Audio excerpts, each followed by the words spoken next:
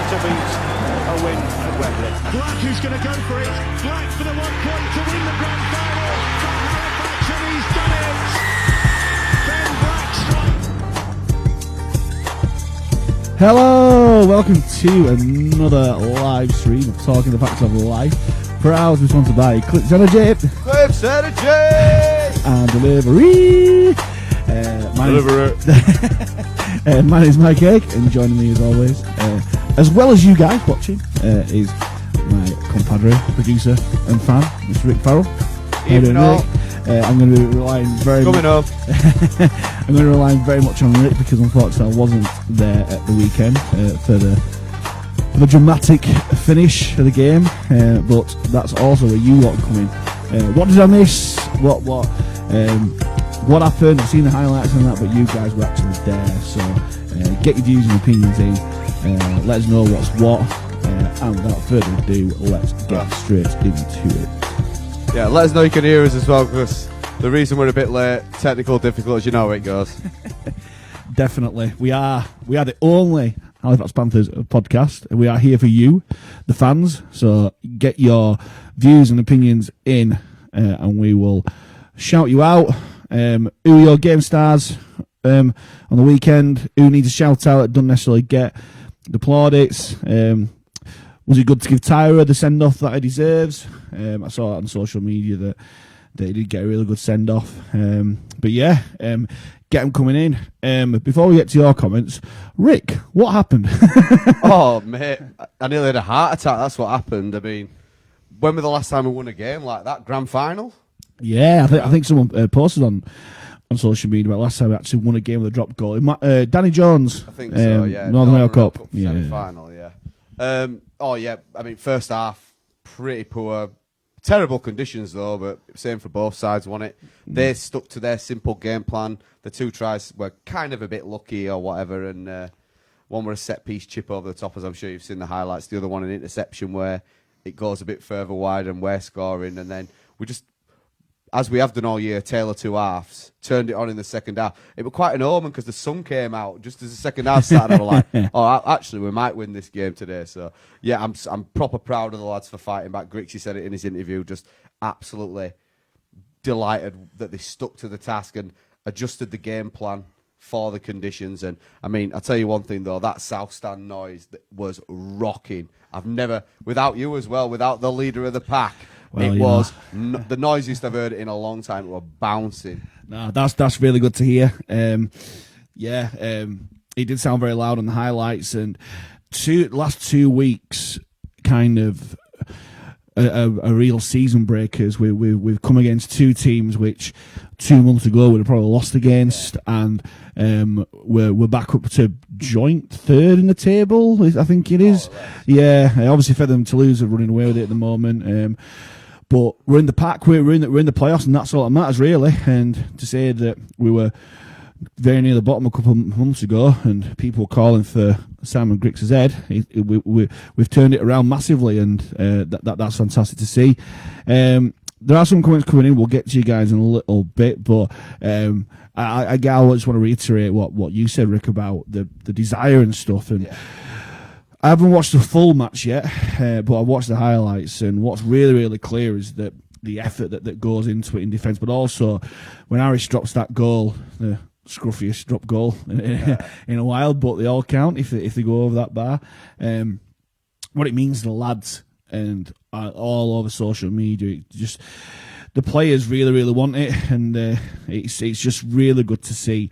We've always said that if you're a player, you give 110%. That winnings don't matter if you win or lose. All we want is for you to give your blood, sweat, and tears in the fact shirt. But getting across the line in a game like that, where we're kind of destined to lose in a way, because how often have ex-Halifax players come back to haunt us, and then when you've got a drop goal to win the game, and you've got Matty Smith and Danny Craven on the other side. So surprising that they didn't take it, the chance, but it's fantastic to see that we're winning, and we're on a real roll at the moment, and it's hard to see when it can stop, really, because we've got Whitehaven coming this Sunday, who are at the other end of the table. We've got a fairly decent record against Whitehaven, and we should win comfortably, really. And then the old enemy after that. Sheffield away. Sheffield away, Doncaster. yeah. You could class as an old enemy if Could we actually be. get the game played, or they have a load of sniffles during the Yeah, exactly. But yeah, it's so pleasing to get the win on the board.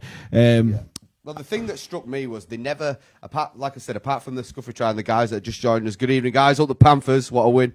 They never really looked like breaking through us or breaking us down with their attack. Like I said, they caught Woody off guard in the first set of the game with the chip over the top, a little set move, and then the interception. But it showed they were going for penalties literally from halfway. Tyler went for a penalty. They never looked like they had anything to trouble our defensive line, and how good our defence has been this year. Yeah. It's just, there's a different DNA about this team that they just never know when they're beaten. Every Fax team we've been watching for years at half-time after that would have been heads down.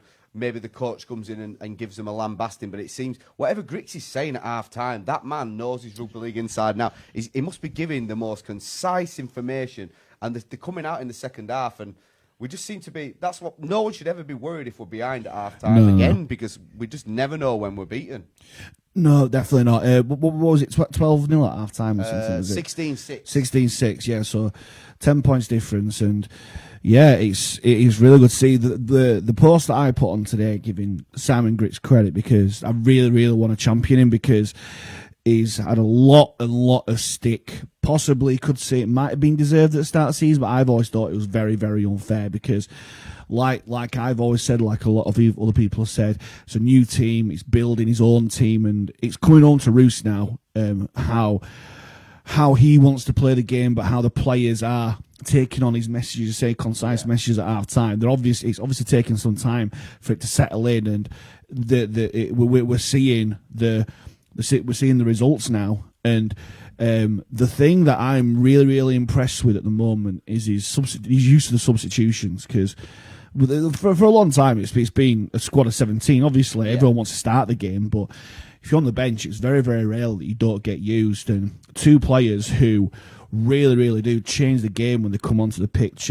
Amir Burra. Just written his name there. Yeah, Amir Burra. But I want to shout out Elliot Morris, because written his name there. Yeah, and I can't see that. I never used to Great cheat. minds, mate. I never used to cheat at school, so I didn't have that peripheral vision there.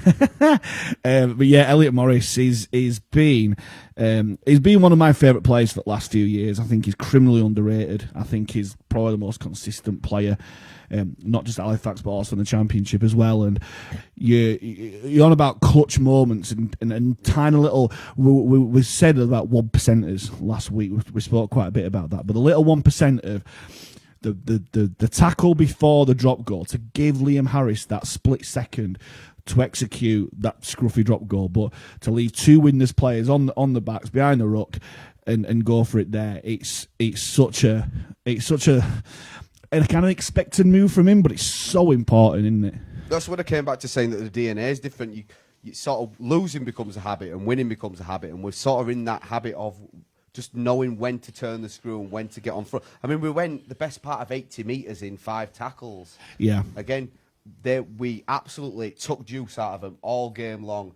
Made them defend over and over again. That was another thing that probably won us a game. And I think someone's mentioned it in the comments, just game management, just turning the screw. I mean, we must have had at one point, I think, like 9 sets on their line, and they were hanging on for dear life. Yeah. And in the end, it took the last minute for it to make a difference, but it really did make a difference, because they couldn't stop our big men. And again, that's where it comes back to Grix's management of his squad, knowing when to put the big men on and resting the others, and the use of his bench. I think you wrote that in your comment, didn't you? Yeah. Online, that the use of his bench has just been phenomenal. I mean, we've got a really good coach there, and to look back 6 to 8 weeks when we did lose that Oldham game, and I'm sure some people have said, how the hell did we lose that Oldham game? It's chalk and cheese, and we always knew he'd come good. We sat here defending him and took quite a lot of stick for doing so, but it's not, we hate to say we told you so, because we're all in it together. I love to say told you so. There we go. I was setting you up underarm then to knock it out. But no, obviously you're entitled to your views, and that's what makes this world brilliant. It's all opinion, it's freedom of speech and all that sort of stuff, but sometimes there's a little bit of patience that's on there. Let's come to your comments then. Exactly, yes. There's more people coming in. Thanks very much Guys, very much for joining us. I say there's football that's happening, but don't worry, we'll be done before Love Island. That's the most important thing. So Nerd. but yeah, I think we'd get 0 viewers if we did it tomorrow for England game. But yes, let's get into these comments. Chris Kirsch, thanks for joining us as always. Chris, thanks very much for supporting and sharing what we do. Anthony Hildred as well. Thank you very much for joining us. South stand looked half full and had to sit on the east stand. It did look a bit sparse, but is that something to do with the capacity restriction? from the council? You've got to remember it's the council that are setting these things. Give it a couple of weeks, Bradford at home, that stand will be rocking. Tell It'll you be back what, to full capacity. How good will it be if, when the restrictions are fully lifted, we play Bradford this year and it can just be a free-for-all kind of thing? That'll be exactly what it'll be. Yeah, The government have said, hopefully. well, as long as they stick to the word, which they've been known to do in the past, maybe once or half a time. But we all know what Calderdale Council are like, especially against important Bradford games. Can you remember '98 when they didn't give the safety certificate for the South Stand? Yes, that's going back a little bit, but for all you older viewers like me. Well, I understand that the council don't have a say. With the government lifting restrictions, they take the powers away from the councils. It's a national thing. So Bradford at home, put that date in your diaries. Yorkshire Day. Hopefully we'll have the sunshine out. Everyone needs to get that day because I think Bradford will be allowed to bring their full contingent of whoever they want. And that'd be brilliant as well. Because, what a game to have the first game back. Yeah, because it's a derby. No matter how much they think that Leeds is their derby, this is their derby now as well. Leeds haven't been their derby for years, and it's a massive game for them. It is a, like I said last week, is it a 4-pointer, a point percentage buster, whatever it is, because we're joint with them at the moment. If it had been normal rugby, we would be above Bradford. We would be in third, but because of win percentage and the fact they've played one less game and stuff, our points difference is so much better than, well, Fev and Toulouse are in the league of their own at the moment. It's ridiculous how far away they are ahead. But in terms of where we are in the table, that's what I said before, because the last 2 weeks we've played teams around us. We've made a little bit of a buffer in the table, which is really, really good. But yeah, I'm so looking forward to that. Michelle Wright, thanks for joining us, possibly for the first time, Michelle. Cougars fan, I think. Yeah, came as a neutral fan on Sunday. My son loves Halifax. We had a really good day, a very good game of rugby. Well, that's really good to hear, seeing as though it was monsoon conditions. And speaking of that, let's give a massive I don't know what the term is, but congratulations, well done to Ed Barber for pitching in. Aussie as well. Yeah. Aussie the grounds. Yeah. Well, yeah, obviously he's done a fantastic job there, but Ed Barber didn't need to get down there with a brush I get that, stuff. but to be fair, if you'd have been at the ground and seen, I've never seen anything like that. It was like a monsoon, it stopped for 30 seconds, we were like, thank Christ for that, and then it started again twice as that. I've never seen anything like that. But as well, and you'll never hear me say this, but thank you to Calderdale Council, because the money they spent on that drainage system looks like it's actually worked. That game would have been off every day of the week 5 years ago. Well, and this year they managed to drain it in the best part of half an hour, quarter of an hour. I was in a house of God at the time, and I was kind of praying that perfect place for it. For selfish reason, that the game was called off, so I didn't miss out the game, but the game was played and we won. That's the most important thing there. Come again, Michelle, by the way. Yes. It's like that every week. As Jane was talking about, we're playing some really exciting rugby too. Yeah, Jane Fairbank, thanks for joining us again, Jane. I put that on the post today about Grixie. The brand of rugby that we're playing is kind of the perfect balance between Matt Callan and Richard Marshall. We've got I don't think you'd ever get any more. Would you call it a Tony Smith? Kind of, yeah. I'd say saying that Griggs played under Smith at Warrington. Possibly, yeah. But you could say that Richard Marshall was mentored by Tony Smith. But you take stuff from different people, don't you? Like, if for different managers or teachers you've worked under and stuff, you do take some things and leave some things there. But I think we've got the balance absolutely right in terms of the attacking flair, but also the defensive steel that we've got there as well. And one thing I really do want to say, and it's not just because I missed it this week and all the highlights, but for the last few weeks, there don't seem to be any panic. The players seem to be really calm in situations, and even against Batley, where we just seem to be banging against the door and having no kind of luck at all, really. But the players from the outside looking in, didn't seem to be flustered. They seemed to be right. Kind of what Grix has been saying. Trust the process, go through it, do what we've done in training, and go through it there. And team spirit off the back of that as well. That fantastic. It creates, and winning these narrow games as well. It was mentioned on Sunday that the lads have been going out. Every win that they've been going out for just 1 or 2 drinks after the game to celebrate, and don't it's mind showing that on the at all. field. Don't mind that at all. They're the part-time players, the young men, and that's where winning culture comes in. That's where the team spirit comes in. Footballers might do it, but obviously they don't necessarily drink or anything. But the more time that they spend together, the better. And if they do have a couple of pints after a game, so be it. As long as they turn up and train hard the next week, I don't mind that at all. Absolutely. There was a video, I think, on Bob Fairbank's social media of Amir with his lad, on his knee, bouncing up and down. And I was like, is that Brandon Moore he's got going there? Please get involved, Brandon Moore. Pete Jones, how are you doing, Pete? Our fan in the south. Confidence from game management. Harris is excelling. 100%. Woody is so dangerous tracking the back line. Yep. The one thing that stood out a mile off watching the highlights is that Harris is just in the groove at the moment. He's playing with such confidence, and that we mentioned last week about his confidence about going for the corner when he got that interception off Gilmore.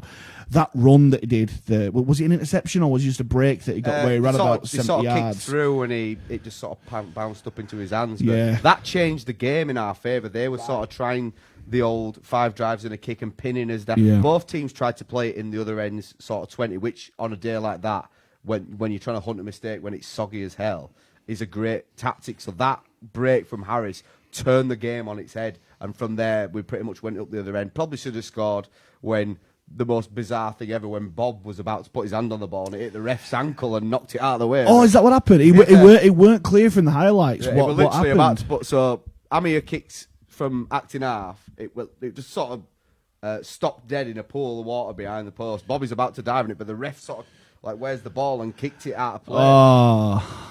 That's unbelievable. Denied Bob. I don't know if he's still on the nuddy list, but he'll be absolutely raging. He'll be writing the letter to RFL referees. Get that lad disciplined. There'll be some Halifax supporters going, "Oh, typical referees! Don't want Halifax to win." But no, that break that you're on about just honestly just flipped the game on its head completely. Yeah, for sure. Michelle Wright again. Ami was very good. My son was really impressed with him on Sunday. What's your son's name, Michelle? Give him a shout out. Let's make him feel welcome in that. Ami Burrow. Sorry. He's going to turn to the unofficial Ami Burrow fan club. This podcast is definitely a fan's favourite. And yeah, we're sorry, Curtis. This was the unofficial Curtis Davis fan club, but you've been overtaken at the minute, pal. However, the way that Wigan are going at the moment, they may well recall him because they're in a shocking run of form. But hopefully not. Hopefully forgotten that he plays for him, and we get to keep him it's a big shame he won't play this weekend against Whitehaven to keep his momentum going, and especially with the game off the week after that, he's going to have 2 weeks off. But it might do his body the world of good. Possibly, yeah. It's a long season and all that, but again, it'll give our lad, the little Welsh wizard, a chance to come in and show what he can do and remind everyone that he's still a really good player. Definitely, yeah, and it'll be itching a bit, and like we see with other players coming in and taking their chance. Hopefully, Curtis does that. He'd do that if he does go with Curtis, which can't think of any way he would do. I can't see him playing Brandon Moore for 80 minutes. But speaking of Brandon Moore, again, another full performance with what's he got, ruptured bicep. That man is hard as nails, doing it for his teammates again. So shout out, skipper. Yes, definitely. Everything you want your captain to be. Oh, of course, yeah. Jane Fairbanks come up again. Feel like the players have respect for each other. She also agrees with saying that Ami is a very exciting player. Yeah, the team spirit looks to be fantastic at the moment, and maybe that is the advantage of Grixie being a player with some of them anyway. Yeah. And actually been not long since retired, that he knows how important that team spirit is, and actually having. You mentioned Tony Smith. Tony Smith's not played for decades, and he's kind of an old school coach. But with Grixie, his advantage of that is not too long retired, and he knows obviously he's got his coaching credentials there, which he's wanting to implement. But obviously, he's a player's player. Yeah, he was a player's player when he played. He was a phenomenal player when he played as well. So if any of the lads saying, "Oh well, you're telling me to do this. What did you do during your career? Possibly the best British player that never went to the NRL. Yeah, and shockingly unlucky with injuries and stuff. He should have had a lot bigger rep career, but his injuries put pay to that. This is when we asked who your game breakers were on Sunday. Yes, and Luke Churchione, Salty. Yeah, I think Salty is again. If players don't watch this or read the comments about here saying that McGrath should have played and Salty's not a natural finisher and stuff, I think he's put pay to that the last couple of Sunday especially. His two finishers were brilliant. First one to get control of the ball in, as you said, really difficult conditions, and then the second one to show his strength. Yeah, that's the thing. It might not have that electric pace that McGrath has, but he has got pace, but he's got strength as well, and that's what he needs, a winger. And I thought, obviously I weren't there, but the two tries he took just shows what a great finisher he is as well. So. And he had a typical Salty performance as well, strong carrying the ball out of yardage and all that sort of stuff. So well-deserved man of the match for me. Definitely, for sure. My mother is commenting. Mama Haig, yes. good evening. Hello, Mum. Shout out to Elliot Morris. She's part of the Elliot Morris fan club. Really deserved his try, ran his blood to water. Often doesn't get the accolades he deserves. Man of the match must go to Ed Barber, who without him we wouldn't have had a game. Yeah, for sure. Definitely. But yeah, Elliot Morris, we've touched on it before. He's a fantastic player, and even though he doesn't necessarily start games, it's as we said before, it's a 17-man game, and he makes his impact coming off the bench.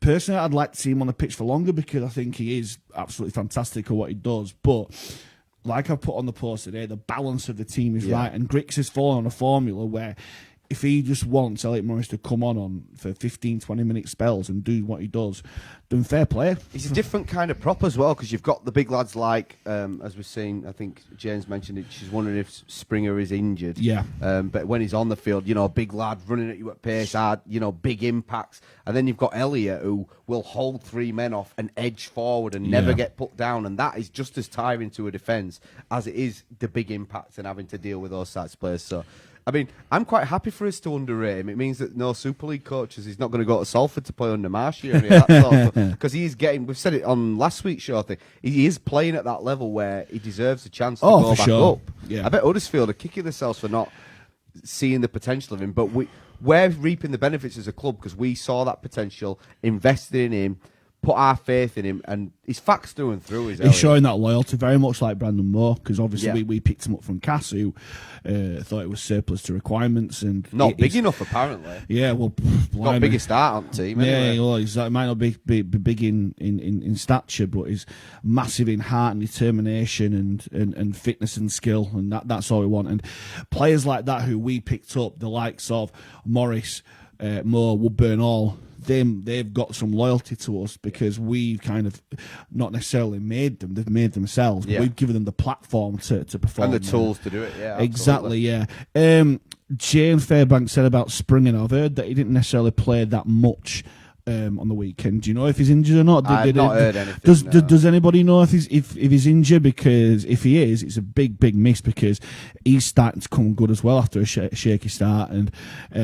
Is a forward that teams will fear because you don't know what he's going to do. You don't know whether he's going to charge through and try and make enough yards or soft hands before the line, or if he gets his arms free, then he's got an offload in him, and it can be devastating when he's on it. Somebody you won't have noticed too much from the highlights either that is just getting better and better week in, week out with more senior rugby. Will Calcott, he's looking fearsome in defence. He's looking like a grown man now, and he's hitting hard, he's running hard, and again another lad that we're getting the benefits now from investing our time and energy in, and he's facts through and through, and he wants to do the best for us fans and his teammates. Yeah, so I think shout out to Big Will. He's more of a Dan Murray rather than Elliot Morris or a Springer. Really, he just does the basics really well. He just batters into the defence, makes his yards, don't miss his tackles, and do it that way. He's running with that reckless abandon where he's just putting his body on the line. Yeah.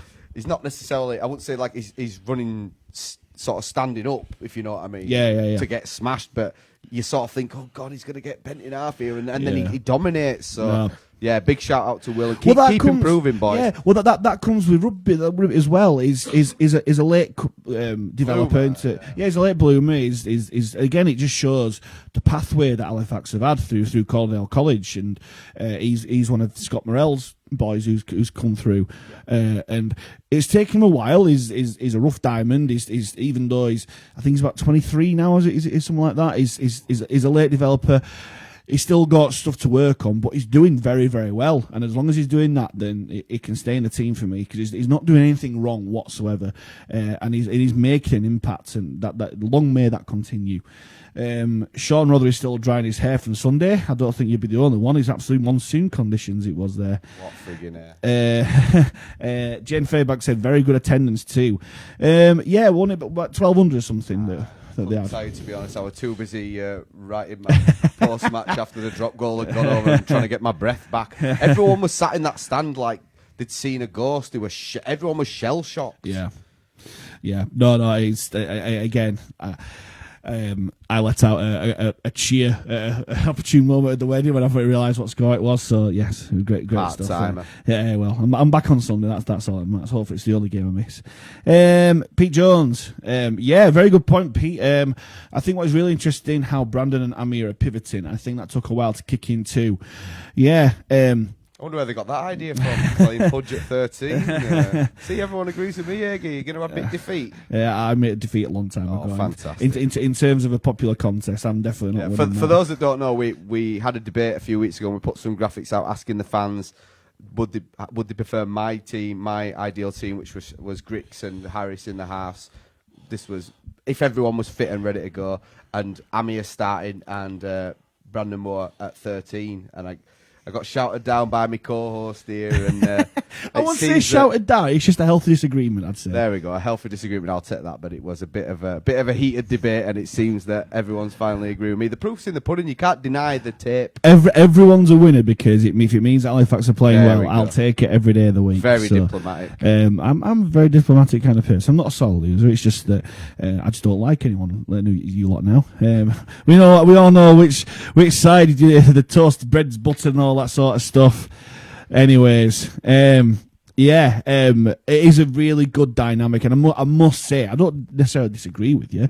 I just think there's other players who are possibly better suited to the 13 and stuff, but the proof is in the pudding, as you said. When both Moore and Burr are on the pitch, we just look so dangerous, especially when we introduce Burr and Moore goes to 13. We just seem to kill teams off in that 20 minutes for half time. Obviously that didn't happen on Sunday, but that was freakish weather probably put paid to some of that. But it's so exciting, and you want your best players on the pitch for the longest time. And Brandon Moore is one of our best players. As is Amir Burr. But again, Amir Burr is a young lad. He's still getting used to senior rugby. He's had very limited experience before that. And yeah, hopefully, long may that continue. I'm going to keep saying that.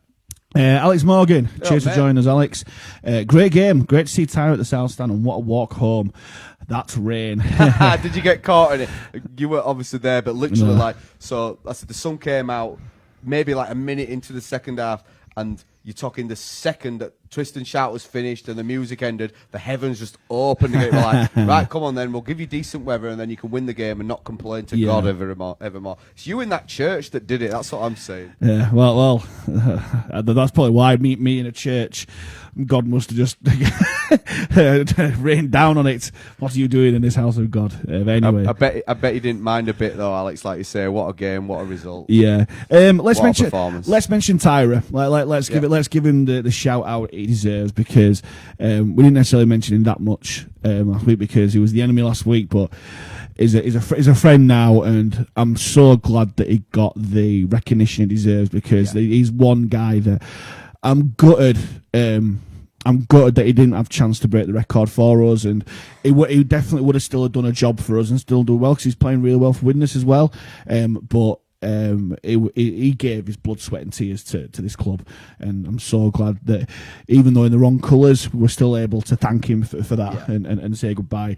What was it like? What was he emotional kind of thing? What? No, he seemed pretty composed, to be honest, but the respect that the crowd showed him, like when he came out for his warm up, he came out last, which is quite unusual for Tyree. He likes to get out early, and he got a general round of applause from the whole stadium, which was nice. And then when he was taking his goals, there was only a couple of whistles. People were pretty much like, "Oh, let's see if he's still got What's it." going on? Come on, you got to give him a boo when he's playing for opposition team.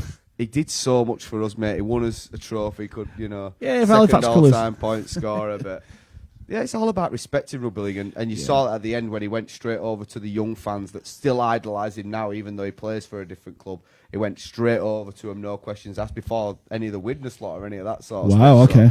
So he really, really showed respect, and it went both ways, and the chant that went up, I'm sure he'll appreciate that. And if you see his social media stuff after the game, he'll thanked his away support, but then he really laid it on about what facts meant to him and all that, and it's pretty obvious to everyone. It's just a shame that we couldn't have had all the restrictions lifted for Widnes at the Shea and had him in the dining hall to talk about his time at Facts and stuff. Hopefully something that we can do post-season, kind of get both him and Scott Morrell back. If you remember, we had him on the podcast before he announced that he was leaving, and he did.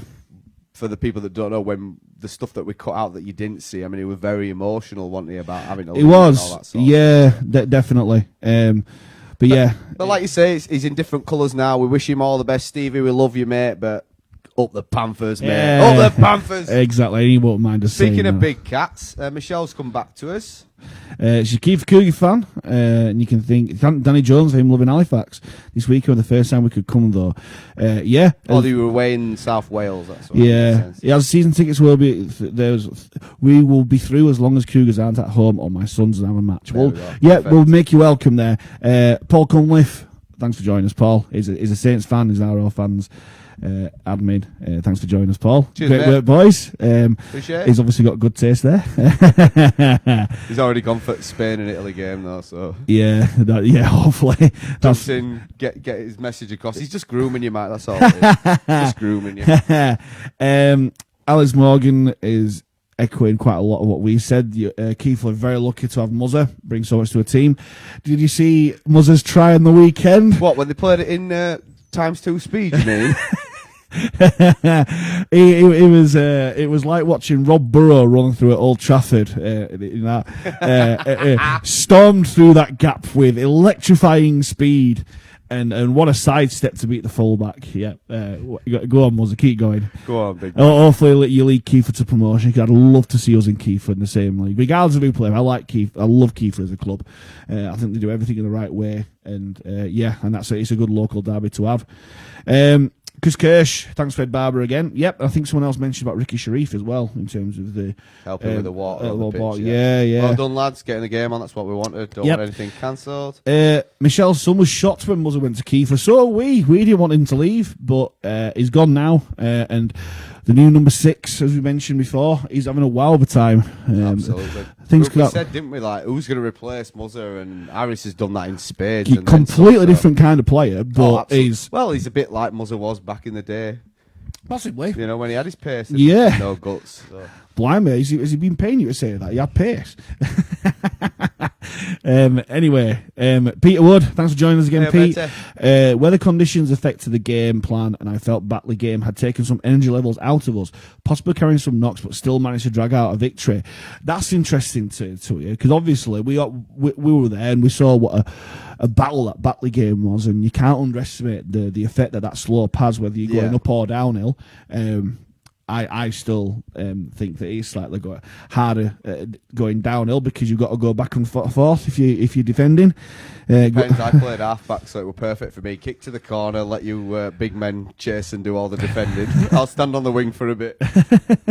But yeah, it's very much so, and maybe that's why we had a bit of a slow start, because we were feeling the effects of the Batley game. One player who did miss out from against Widnes from the Batley game was Kevin Leroy. Yeah, he failed his HIA, and I thought that he would be quite a big miss, but we managed to do it without him. Hopefully he's back this week. I think he is, yeah. But he was sat in front of us in the stand. You should have seen his reaction when that drop goal went over. Well, one thing I will say, because I shared this on social media as well, is that that his sons are proper loving being Halifax fans, and I love the flag that Jamie's done, and they want to play for Halifax, and those are stuff that you love to see, and that it kind of further emphasises that we are a family club, and the players that do come through Halifax absolutely love it, and always have good things to say about us.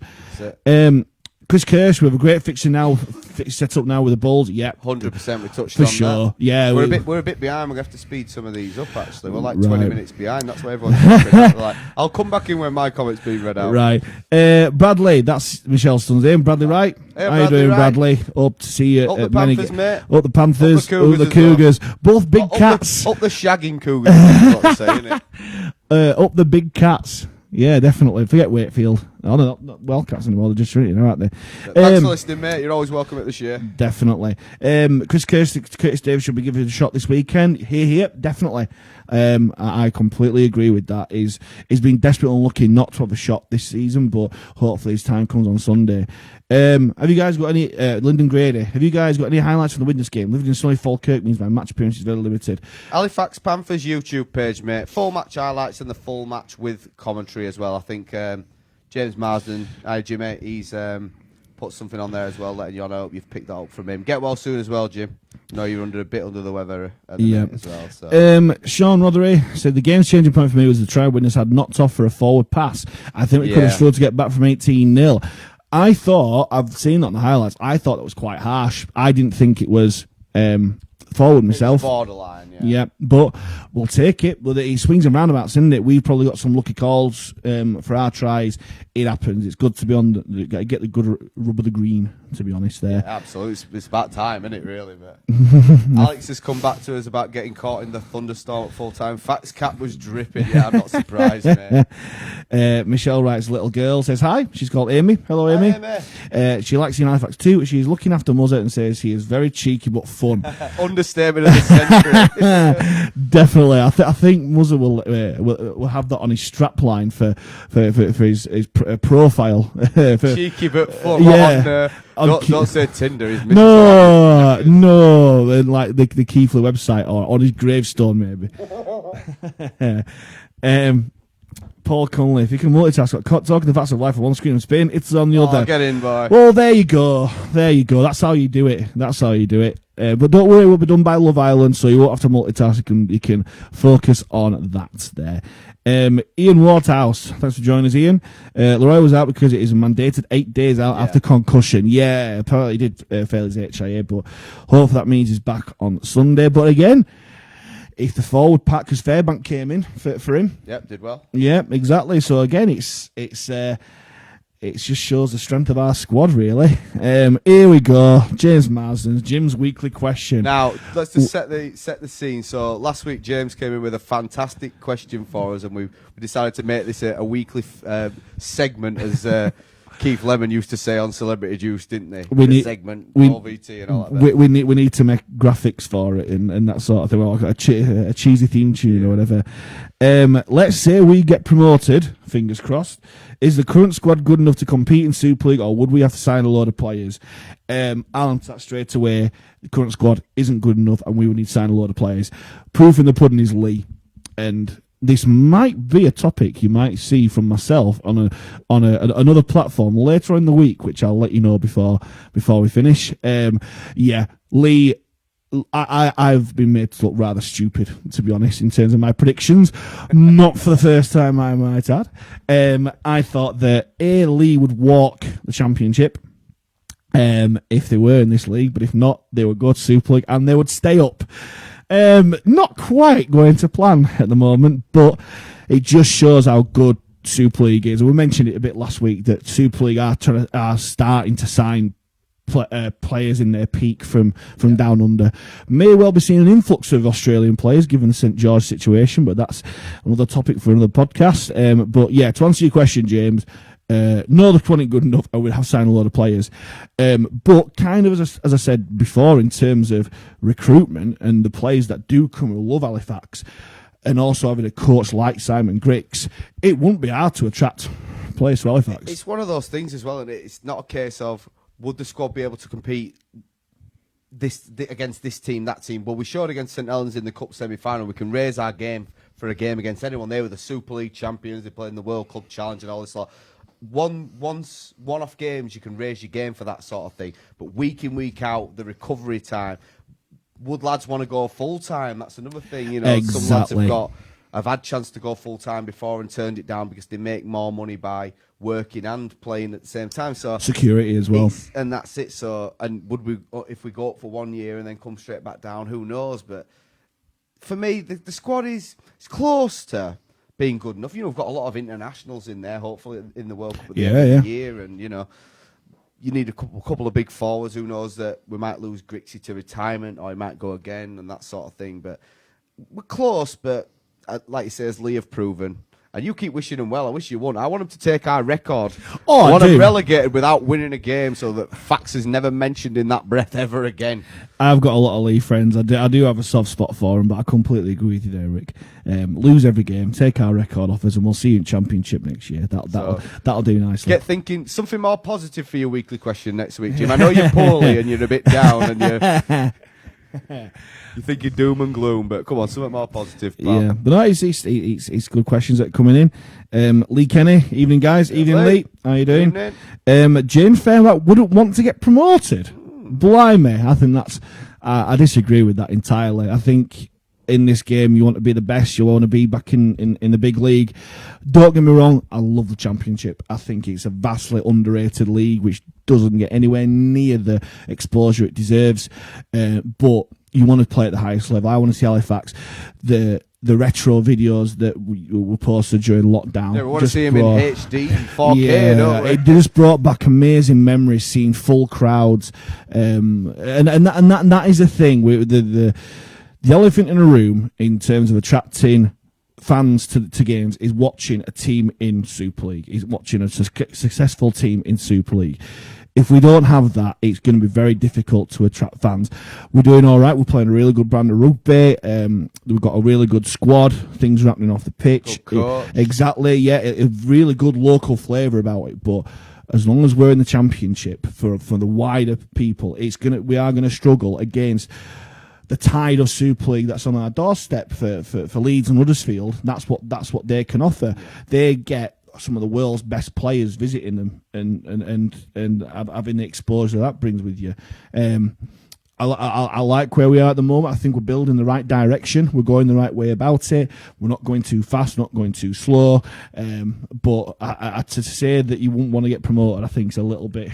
I understand though. I get what you mean. Like because the thing as well, you're playing Super League. Your game days change from Sunday afternoons to Thursday nights, Friday nights, Saturday in Catalan. Well, we used to play Thursdays in Championship when you was on Sky. Yeah, but once in a while, you're looking at teams now. They're playing. I think Leeds haven't played. We'll play 3 Sunday games all year, and for some people that rugby is their entertainment every week, and they've been going on a Sunday for 30, 40, 50 years. Although it would be better for junior rugby because that's the thing that's the hot topic at the moment. Leave that touch paper alone, Mike. I'm ready with my lights. I want to come back to that. There's no reason why, like you say about with the Super League clubs on our doorstep, that we could be a bigger club than, say, a Huddersfield. They're competing with a previously Premier League football team. The ground's too big for them. They're rattling around in there. Can you build the kind of atmosphere that we can at the Shane? No. We've got, when Andrew Voss endorses your stadium and says, this stadium could be anywhere in the world, it's fantastic and whatnot. Yeah. The only way is up, and we've just got to keep getting a little bit better every year. A little bit better. And if that's the case, and who's to say that if we went up and we signed a few players and we came straight back down, that we won't do what Lee did and challenge again, or what London did and challenge again? Oh, possibly, yeah. But London's a completely different story because Danny Ward's left them, so we don't know what's happening with London. That's a sad one, isn't it? That is very, very weird. Hopefully, he's back in work very soon, and it's yet to come out what's happened there, but. Yeah, I want us to get back up to Super League, but at the moment, I'm happy where we're going at the moment. It's better to build steadily than rather go boom and bust, that kind of thing. Jen's come back and defended herself. You'd need loads of money and sponsors, yeah, absolutely. Yep, and we're getting sponsors on board. There's lots of people who want to get involved, and when I win the Euro Millions, when that happens, that's definitely going towards a club. I love that you're saying if restrictions are lifted by the government, but when you win the Euro Millions. If you believe something, if you believe something will happen, it will happen. If you believe Sonny Bill Williams will come to Halifax, he will come to Halifax. All right, share. I don't need to turn back time. If you believe. Yeah, I don't need auto-tune. Anyway, yeah, Michelle said you need to sign another players for Super League. Yeah, for sure. Yeah, but again, I don't think we'd find it hard attracting players for that. James has added a bit more onto his question. He's asked, who would you lose and who would you keep? What players would you try to sign? Well, that's a pie in the sky sort of question. I'd just give the budget to Simon Grix and Crowday, the football manager, and just say, Definitely. look, your signings this year. I mean, Grix's first load of proper signings have been outstanding, haven't they? So Yeah, they have. You can't fault any of the signings just at the moment. man and his ability to spot a good player. Yeah, and again, you could have players who don't necessarily want to go full time. Not Greg Inglis. No, bring Billy Slater out of retirement. That'd be interesting. Yeah. Anyway, Peter Wood. I thought Greg Worthington was going to score the winning try. If Wife and Kids was sat in front of us, was willing him over. His time will come. Oh, absolutely. Yeah, definitely. It's a bit of a sore subject, is Greg Worthington, between mine and Rick's group of friends. But yeah, we all know how class Greg Worthington is, and I've got no doubt that he does work his damnedest for the team, and he's solid. He did everything right, and all he had to do was beat the last man, and he just lost his footing at the last second, and it's hard. Like you say, you've been saying it for ages. In fact, like when there's a full crowd in, Bradford at home, he'll get a hat-trick. That's the time to come. Let's bring football into it. Look at Harry Kane. He scored that goal against Germany where he's not really scored that much in the tournament. And look at him against Ukraine. He scored 2 and he looks a completely different player. Form is temporary. Exactly. And class is permanent. And we all know Greg Worthington is class. He's obviously working really. He's working a lot harder, in my opinion, and getting involved more than he was at the start of the season. He's got to adapt to a new team and stuff. Possibly playing a slightly different way with Scott Grix in the halves rather than Con Robinson. But his time will definitely come. You're absolutely right there, Peter. And hopefully it will come sooner rather than later. And if it does come later, let's hope it's the match-winning try against Bradford in a full house. There you go. Like another certain Halifax number 3, whose the name escapes me just for the moment. And if that's the only try he scores all year, I'm sure he'll be delighted with that. The thing is, Greg, every other aspect of Greg's game has been outstanding, hasn't it? His defence. For the last few weeks, definitely. You mentioned earlier on tonight in the stream, for anyone that's just sort of joining us, that the sort of composure and the calmness that we're showing with our defence, and that comes from players like Greg Worthington knowing, because centre's a really tricky place to defend. Of course, With the way that the attacking structure's set up, you're always looking to isolate your centre, so you either go inside him with a back rower or outside him with your opposite centre and winger to isolate their winger. So it's a really hard place to defend when you're reading what's in front of you, and Greg has done that spectacularly well in the last 7-8 weeks or whatever it is since he came back from his isolation and stuff. So just because he's not scoring tries doesn't mean that he's not contributing to the winning culture that we're developing at Not at all. I'm sure he's having a massive effect off the field as well. Absolutely. In terms of the youngsters there as well. It's not the be all and end all scoring tries in rugby league and that, but you've got to get over sometime. And when Ed Barber becomes fit, and Zach McComb's there, it'll be a very interesting decision because did McComb play on Sunday? Yeah, and again, great. To play well again. Yeah, and he's doing nothing wrong. He don't really deserve to be dropped. Ed Barber, after what he put on Twitter after the game, it was never in doubt. We were just teasing you, like, all right, please don't do much of that anymore. Typical Halifax. You know, he's an Halifax lad when he says something that. Definitely. Nathan Farrer. Up the Panthers. Long may the roll continue. Definitely. We'll give you a proper shout, actually. If you are a Click Eaton Way, the old house at home, get down there. We had a really good night there for the Euros. We're going again tomorrow night. Fantastic place. And, support Halifax supporters, so definitely get there. Lee Kenny's come back. If you're going to get promoted, you want to be runaway leaders now, so you aren't recruiting late in the day. Yeah. Kind of agree with you there, Lee, but if you lose the grand final, then you're a bit stuffed there, like Toronto were a couple of years ago. Yeah. You've got to win the grand final, but maybe if you are approaching players, you've got clauses and stuff in there for that. He's got a point in terms of that was the argument that they were using for licensing, wasn't it? That a team was that was going up was basically it was so late in the day that you were just signing all the players that they cast off, so that the relegated team that didn't want. So yeah, I totally get that point. It doesn't matter if you runaway leaders get promoted. You need a couple of million quid to go into the market and upgrade what you've got. And if we all had that kind of money hanging around, we'd be putting it in, wouldn't we? So definitely, for sure. And yeah, if you know any sugar daddies like a Yorkshire Marwan Kukash or whatever, then let us know. But even like money without a plan, as Kukash showed, as Toronto showed, is futile. So yeah, you need to hit a perfect strike. Even look at London. London went up and deservedly so, and they'd built a team of core players, and then a couple of NRL lads in, a handful of scattered, really seasoned veterans, got promoted to Super League. Probably should have stayed up. Had the most points ever to get relegated. Yeah. Went down on points difference to about 20 points or something like that. Yeah. So even if everything goes your way, some things can just... It's sport. That's why we love it so much. Exactly, yeah, for sure. I slightly disagree with you in Toronto a bit, because Toronto did have a really good plan. The only thing they didn't plan for was a worldwide pandemic. And every other club that said, come into the league to hate them as soon as they started taking all the best players off the market. I'm still slightly bitter about that, but hey-ho. Agreed. Michelle thinks it would be better for junior rugby. I think she's going back to your point about playing games like Thursday, Friday. Yeah. Let's get on to that bit actually. In terms of for this Sunday. This Sunday the game's been moved forward to 1 o'clock to let fans get back for the World Cup final, the Euros final. Whitehaven fans and players especially. Long way to Cumbria. Exactly. Yeah, and it's created quite a bit of a debate in terms of. The importance of that. Yeah, completely agree with that. But it would be unfair because people say like, oh, there's only 50 or so Whitehaven fans that make the journey. Well, let them make the journey. Let's be welcoming. We've just gone through a pandemic where no fans could go to any games. If we've got 50 fans who want to pay and come to our game, let them come. Yes, you could say it's at the expense of local parents who are taking kids to rugby and stuff like that, and unfortunately, that might be the case. But it's just after this weekend, there should be no more moving about or anything like that.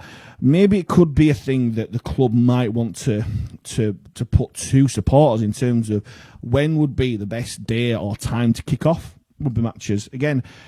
You'd have to have kind of dispensation from the rugby league. You're never going to get a consensus on anything like that. No. Everyone wants it to fit around their schedule, which is fair enough. Of course, yeah. Well, Sunday at 3 o'clock might not fit quite a lot of people's consensus either, really. So you're never going to please everyone. It's at least giving the fans a voice and an opinion, really, because that's what's come out saying that, you're moving these games without consulting people and all these junior rugby that can't come and stuff. Put it to the fans. What would be the best day? Let's ask you guys. What do you think would be the best day time for us to play? Don't say Tuesday at 3 o'clock in the morning, but might get some people. I'll chip in. I'm a traditionalist in that sense. Give me Sunday 3 p.m. Yeah. I agree, but I do like a Friday night game under the lights ever so often, really. But then what time do you kick off? Is 8 too late? Do you go 8:15? Do you go 7:30? Yeah. Or do you go 7 and then people can't get home from work if people are coming from too far? Like I say, you'll never get a consensus on this because everyone has got different circumstances. Of course. But everyone loves the club in exactly the same way, so no one should be excluded from their opinion. This is the reason why we started this podcast, is the voice of the fans. Definitely, yeah. We are the only Halifax Panthers podcast, and long may that continue. We are the ones there. We are the voice of the fans, and that's exactly why we do these live streams, so you guys can get involved there. Jane Fairback thinks that Danny Ward could be the new league coach. Maybe. Put some money on it if you're confident. Possibly, yeah. Dan Atkinson, thanks for joining us, Dan. Good evening. About Greg Worthington, such a safe and professional player. Can't wait to see him on a dry pitch behind this pack. Oh, you could say is that dry pitches behind the pack. A heat wave for the past 5 I know, weeks. yeah. Unless you've lived under a rock a little bit there, Dan. He's had quite a few things, like the Swinton game. He could have had a chance to score there, but I completely get what he's saying. Such a safe and professional player, definitely. He oozes professionalism, and again, I think his biggest impact will be what is brought off the pitch. I think as well. I think as well, if you look at Nick Rawson playing outside, he'd be delighted to play outside a lad like Greg Worthington because he's put it on a plate for him numerous times this year. Yeah. And like you say, that word professional stands out to me there, because there are times he probably could have dropped a dummy and gone himself, but he knew it were 100% to team player. That's it. He's played for the team. He won't care if he don't score a try all year. If we get promoted and win the grand final, is Greg Worthington going to go, oh, I didn't score a try that year, it's rubbish? Is he heck? What, he wants to do the nudie run then? I'm sure he'd do it through the middle of town like Scott Morrell did after KR got promoted. So. I think he wants to get over the whitewash once before that. And James Mars has come back, say it was him who will score his first try against Bradford and he'll get a hat-trick. Big players step up for big games. Absolutely. Yeah, and that's the thing. And hopefully that prophecy does come true. Jane Fairbank and Michelle Wright think exactly the same. Nathan's off to work he goes. Yes, he's pretty supposed to do another football game, but yes, we'll be there tomorrow. Lee Kenny's checking the back of the couch for some money. Yep. For those hidden millions. Yep. If anyone else does find it, check your drawers, check some old checks you've got or anything like that. Get them there.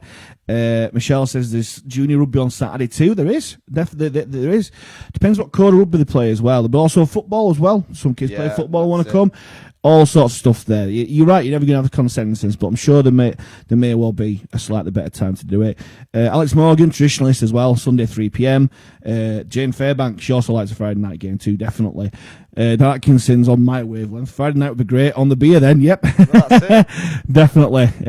Yeah, it's one of those really. You're never going to have the perfect time for stuff, and at the moment we're not exactly at the behest of Sky and their scheduling at the moment, but again, it's one of those. Maybe if the local games, maybe that's where we can shift kick-off times around, because obviously playing Whitehaven on a Friday night is a bit rubbish. But I think the thing as well is it's the time of notice that you get to plan around these things. If it's at the start of the season, they can say, all right, well, that game, and maybe the amateur clubs might, or the community clubs might rearrange. Around. You know, they're in a community club that's going to be playing at 5 o'clock on Sunday this week. They'll all be like, oh no, the England game's on. We're moving our games as well. Yeah, exactly.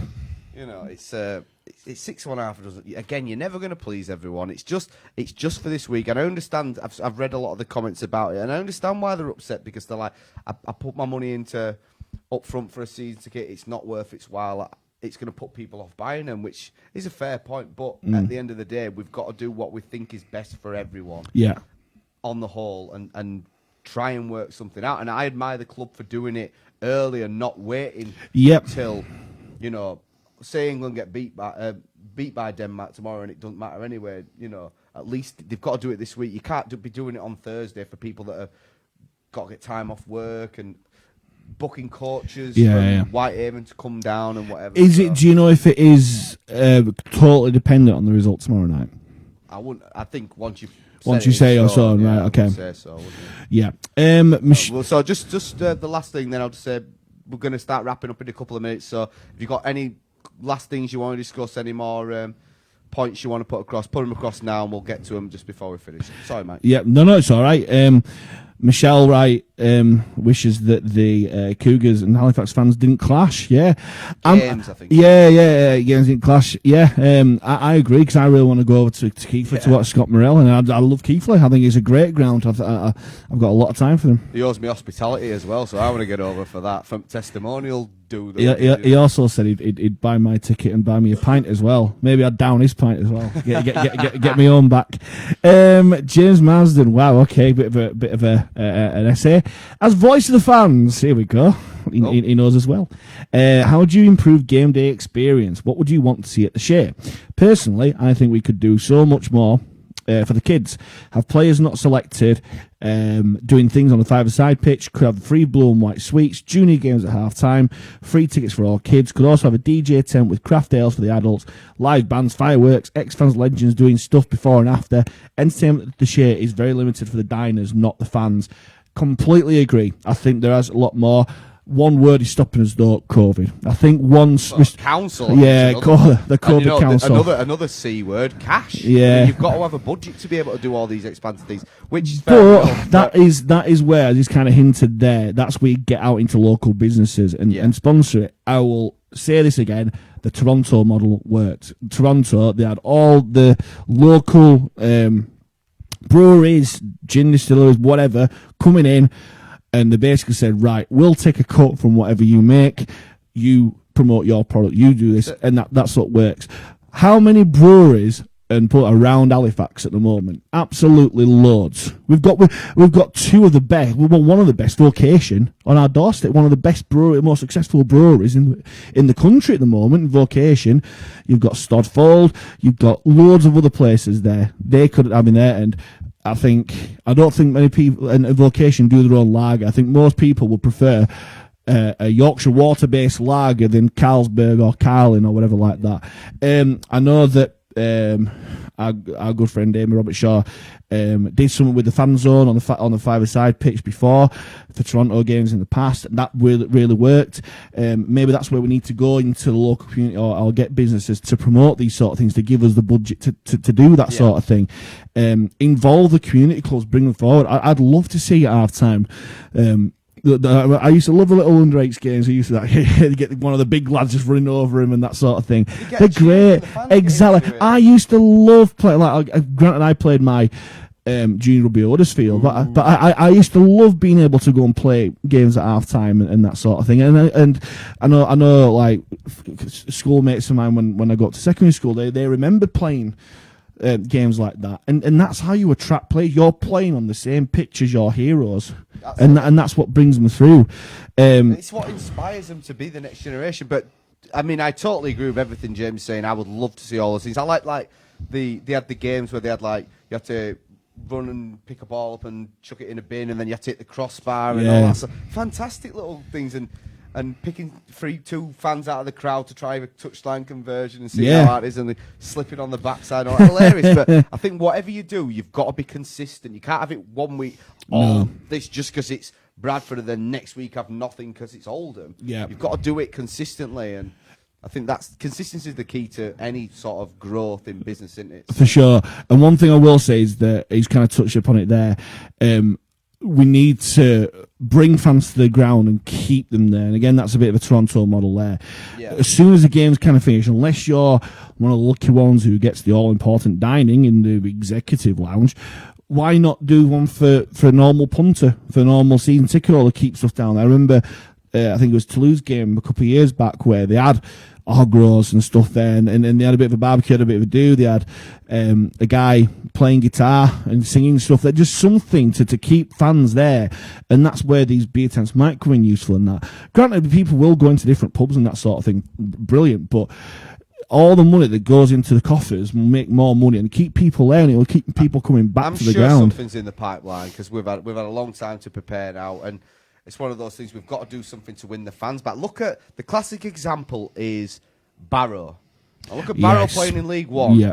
They're getting 3,500 a week. Yeah. Where did they come from? They've not just decided, we're going to start watching this rugby league team overnight. When they had the restrictions lifted, they had picnic benches on the pitch. They turned their pitch into an outdoor beer garden. Right? But so what you do then, you get people into the habit of going every week, turn up, and once you've got them there, you can sell them whatever you're going to sell. Make it a place to be as well. Captive audience. Yeah. And people get, like I said, people get used to going. It's a habit of going to do these things, and you make friends. And you're going to be here next week. I had a really good time this week. Oh yeah, we'll be at the same time next week. Same thing. Yeah. Fantastic. I'll bring my mate. Boom. Exactly. Growth.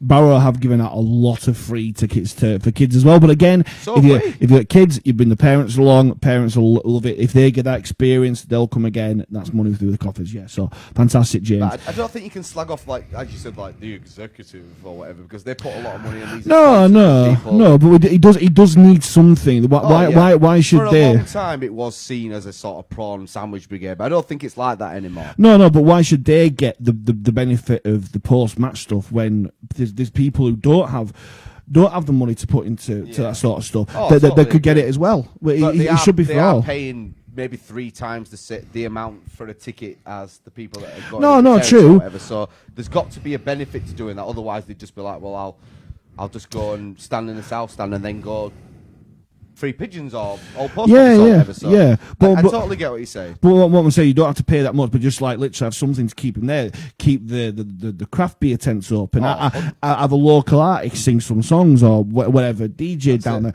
whatever, something to keep the fans down there to keep the money coming through the coffers. Because after the game, people want to get together and talk about what's happened and chat about the weekend and what's going up.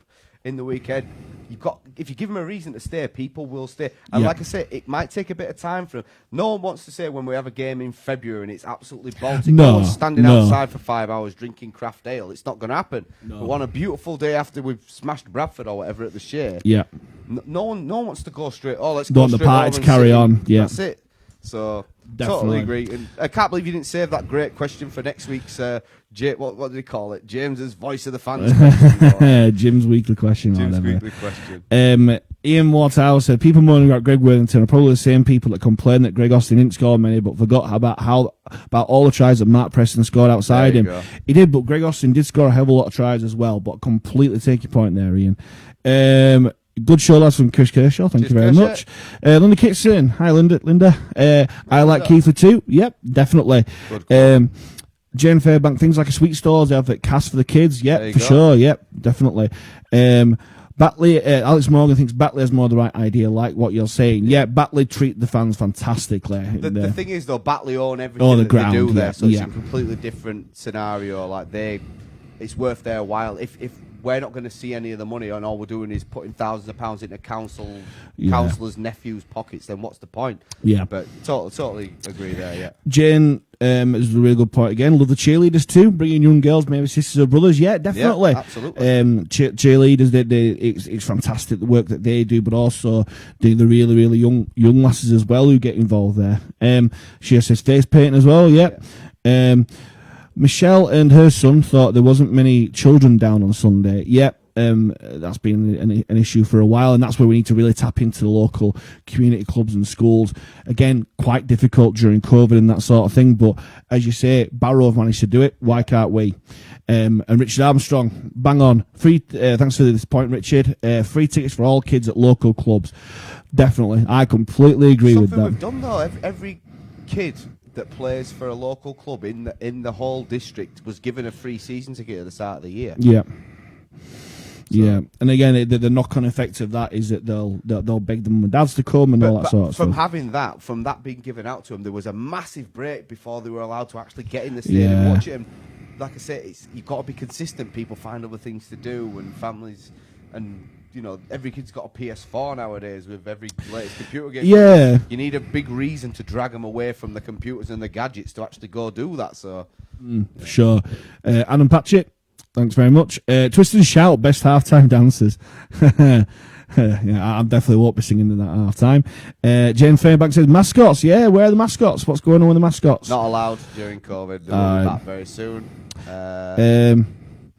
Barrow giving free tickets before a certain time. And that's even better because you're getting them into your ground early. They're going to spend more money and whatnot. Fantastic idea. Yep.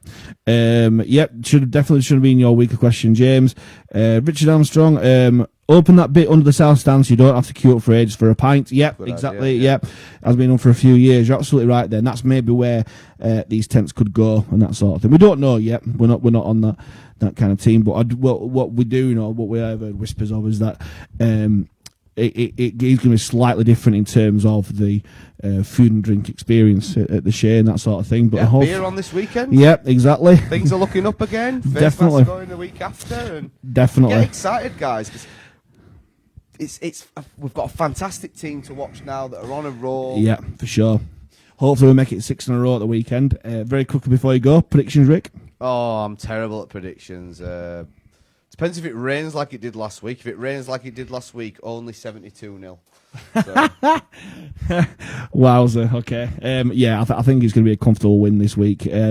Increase that points difference even more and keep the roll going. I definitely think it's going to be another comfortable win. So, yeah. Definitely so. No disrespect to Whitehaven. To be honest, I don't really know much about Whitehaven this year. I've seen they've had a couple of draws and a couple of decent games and stuff. I think they're coming off the back of a couple of good wins, but we've run into a few teams that have come off the back of good wins against good teams that have come unstuck. So, and we're still going. I think it's all about the facts. Definitely, it's all about the facts. Panthers in rugby league and in podcasts as well. And that is all she wrote. Thanks very much again, Rick. Thank you everyone for watching and commenting. It's much appreciated. As you lot keep saying and Rick keeps saying, we are the voice of the fans. We are proud to be the only Halifax Panthers podcast out there. Oh, well, sorry, I'll bring my catchphrase back. We're a rugby league podcast with just a hint of Halifax Panthers just thrown in there for good measure. Aha! Definitely.